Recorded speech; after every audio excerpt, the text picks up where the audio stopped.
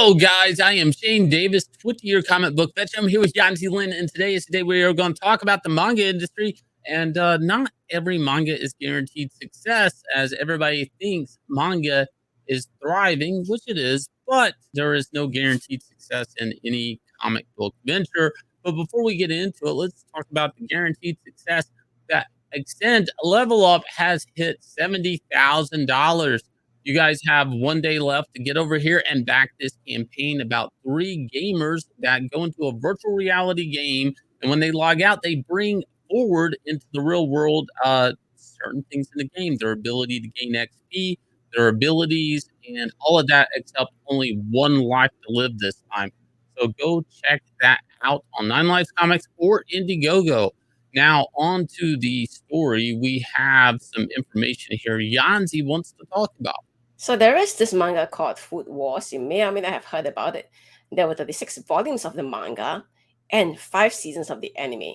So, by all measures, considered a very successful series. So the creator went on to make a new comic, this time about cinema, about students who want to make their own movies, and it's cancelled after just 21 chapters in. So what are we seeing over here? We're seeing a case whereby just because you have success with one manga series to create something, it seems like it's not guaranteed. In the world of manga, it's very brutal. It's really dog eat dog in a way. How manga works is that they do consistent pollings of the readers. They want you to say, oh, okay, which series do you consider best in this issue, and so on and so forth. Because manga is collected in this big, thick phone book like books that come out either weekly or monthly. And then they like to ask the readers, oh, do you like this? Do you like that? Tell us how you rank the manga in this issue, and so on and so forth. And it seems like probably the fans are saying, yeah, we don't care for this. Editors just told the creator, yeah, ixnay that, come up with something new. Sort of like a meritocracy, right? This is like a bit of a meritocracy that's going on in Shonen Jump, where fans are actually voting for what they actually want. Now, that doesn't matter what the creator's feelings are or any of that. So what does this mean exactly, though? So obviously that means that in manga, you can have success one day and don't have success the next day. Now, the only creator I can think of which pretty much has consistent success would probably be Rumiko Takahashi. Pretty much every manga she creates turns to gold, turns into anime, radio series, whatsoever. But I don't think there's any other creator like that who has ever done something like that. So let's compare and contrast this to the American comic book industry, though. You have creators like Tom King. It doesn't matter how the fans feel about him. He just gets shuffled from one project to the next. It's like he has this golden goose or access ticket in DC Comics or something. They're like, well, okay, we're done with this Tom King series. Let's move Tom King to another book.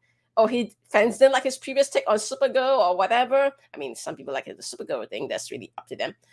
So generally, it seems like the fans' opinions here about how the creators are working, it doesn't matter in Western comics.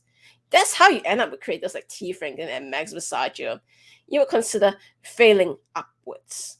They go on to make some characters here or write some books there. And for some reason, fans are just like, eh.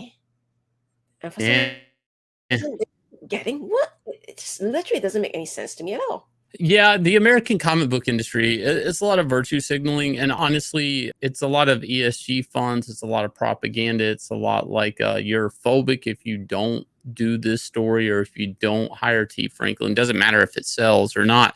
And this is something that, like the American comic book industry, we do go off the Twitter and Twitter outrage and what SJWs ask for, demand, or yell for on Twitter and with their hashtags and their demographics and all of that. But oddly enough, like with Shonen Jump, it's like, people have to actually vote for these things for mine and mail it in, meaning it's like a postcard or something that's in the actual physical book. They're not making books based off of people and their feelings on social media. They're making books based off of the buying customer, correct? Yeah, so that's the interesting thing that's happening. See, so when you look at this from the perspective of the customer, it's like they're on the losing end of this. Because the manga, there's meritocracy, the fans can say, well, I don't like this. Then the editorial team would say, okay, you know what, the fans don't like it, ixnay that, let's make something new. Something that the fans would like. Whereas in the American comic book industry, it's like, yeah, you better take this person because they have checked all these boxes, they're whatever race, whatever religion, blah, blah, blah. And because they fill out the checkboxes, you better like their book, otherwise you're Islamophobic. I mean, I don't really see Japan trying to say something like this exactly. Now, we're not saying that manga is without flaw. Obviously, we know that manga is really a very cutthroat environment. We hear about creators who go for literally decades without taking any time off. I think some creators, they only take time off to get married, and that's it.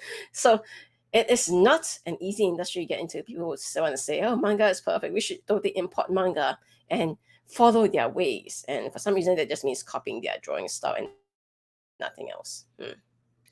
Right. Which, to be honest, the American comic book industry could learn a lot from manga in the sense of just polling actual paying customers to see what they want and who they want on what books. Play a little bit of fantasy football. Would you like this creator and that creator and this character and this type of story, that type of thing, and actually do what your audience wants, which the manga industry does. And you can see how this, when it comes to the manga that comes into America, it's kind of like the cream has risen to the top already. See, like the American industry and the mangas that are coming over here are already rock star hits in another country. So it's a weird dynamic. We're only really, the general manga reading audience in America is really just getting the hits thrown at them. So it looks a lot better than it is, which is still good because they're weeding out the weakest link. Now, back in the day in American comics, if the sales charts were a lot different than what they're playing with today. I mean, they were canceling low-selling books that, at one point in time were selling 80,000 copies because that book seemed too low. Those sales, which are great sales numbers now, those are top books in the American comic book industry. Now, some people are going to say, well, it's a different time in the American comic book industry. There's trades, there's digital, there's all these things that compete with the same reader. I'm going to argue that's not true. It's just back then, the comics were being made for buying and reading. Today, they're made for propaganda and social justice, and the priorities are totally skewed.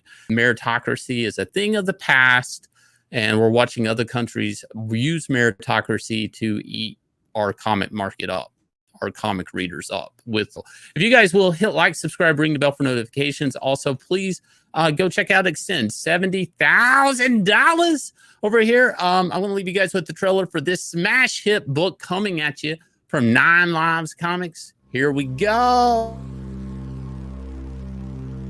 I dream of a world carefully crafted, beautifully flawed. This is Axcend. In this game of life, there is one thing that determines a victor. A player's ability to grow. A player's ability to evolve. A player's ability to survive. My name is Dog. Choose to play. Choose to upgrade. Choose to level up. Choose to Axcend.